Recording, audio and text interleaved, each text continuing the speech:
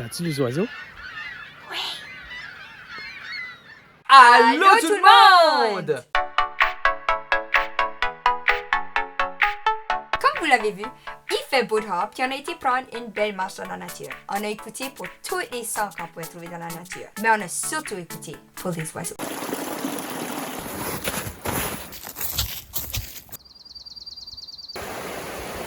Savez-vous que chaque espèce d'oiseau a son propre chant, son propre timbre? C'est son moyen de communiquer. On peut distinguer les chants d'oiseaux selon plusieurs critères, comme par exemple le timbre, la hauteur, le rythme aussi. Il est très facile pour nous de comparer les chants d'oiseaux avec la musique.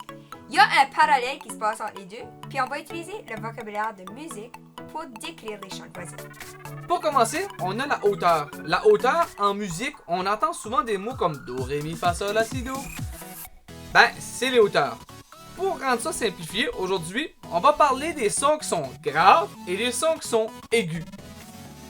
Ensuite, on va parler de rythme. En musique, on a plein de rythmes qu'on pourrait nommer la noire, la ronde, la croche. Mais, pour le but de ça tout de suite, on se cassera pas la tête, on va dire des sons qui sont longs et des sons qui sont courts. Avec ce vocabulaire de aigu, grave, lent, court, c'est facile de définir les différents chants d'oiseaux avec leurs caractéristiques qu'on entend.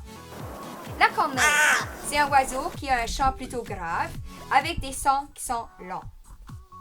Donc, lent. Notre deuxième oiseau, c'est un oiseau qui a un son beaucoup plus aigu avec des sons lents et des sons courts. Donc, lent, lent, lent, court, court, court, court, court, court. Comme tu peux voir, il y a des sons qui sont plus graves puis plus aigus. Donc, Macaré a dessiné une ligne plus basse pour le son plus grave et une ligne plus haute pour le son aigu. Bravo! C'est Bravo! Bravo!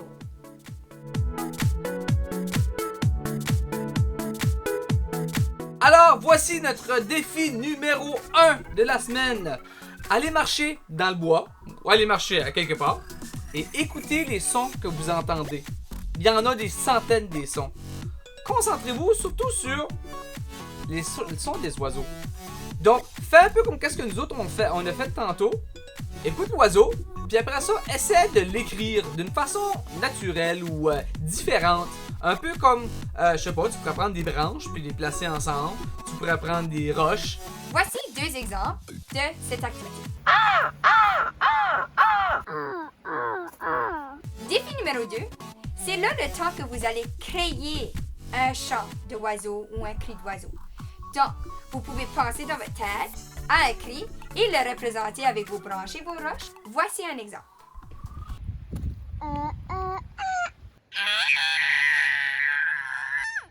Ari a pris une branche et en regardant la branche, elle a créé un son qui représente cette branche. Vous pouvez faire comme Chantal aussi avec son gros bout de bois.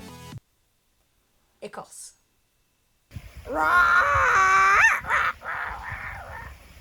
Mais je suis plus un dinosaure qu'un oiseau.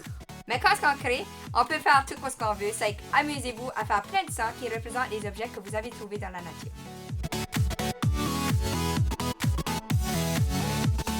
Maintenant que vous avez inventé plein de chants d'oiseaux et de sons d'oiseaux, c'est votre temps de le retranscrire. Dans le temps, Vivaldi, comme 500 ans passés, il a décidé de composer de la musique qu'on écoute encore aujourd'hui. Il allait prendre des longues marches dans le bois pour justement relaxer, réfléchir. Donc il a décidé, dans une de ses pièces, de placer des sons d'oiseaux dans sa pièce. Ben oui, le nom de sa pièce, c'est Printemps. Aujourd'hui, vous autres, vous allez immortaliser votre musique ou les sons d'oiseaux que vous avez créés aujourd'hui dans la forêt avec Chrome Lab. Puis t'es pas obligé non plus de recréer des sons d'oiseaux. Si tu veux, tu peux faire une musique qui va te faire relaxer. Vous êtes compositeur. Ce qui fait que la musique est magique, c'est qu'ils transmettent leur émotion à travers de la musique. Amusez-vous et prenez le temps de composer une petite pièce. On va s'attarder sur deux des applications aujourd'hui, le Kandinsky et le Songmaker, celui-ci.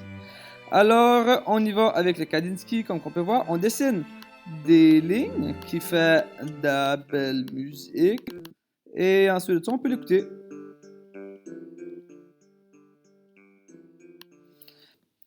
Maintenant, pour le Songmaker, On va en faire un ensemble. Alors, on voit une grille ici. Ces grilles ici, on peut placer des points. Et ces points ici créent de la musique. On peut s'amuser à tout déplacer. On peut aussi changer la vitesse, le tempo. On peut changer les instruments juste ici. J'aime bien le marimba, moi, donc je vais le garder juste ici. On pourrait aussi changer ça ici, c'est pour les sons de percussion. Et ensuite de ça, on peut placer des notes, tout simplement. Et on peut l'écouter comme ça ici.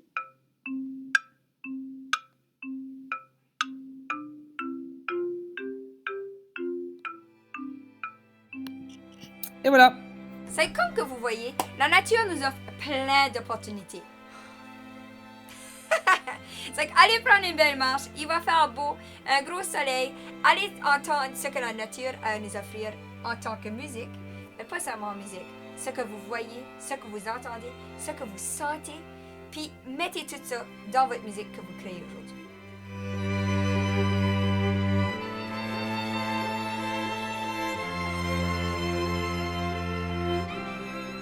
Laissez-nous vos traces. On veut les voir, on veut les entendre, ce que vous faites. C'est que laissez-le dans nos commentaires.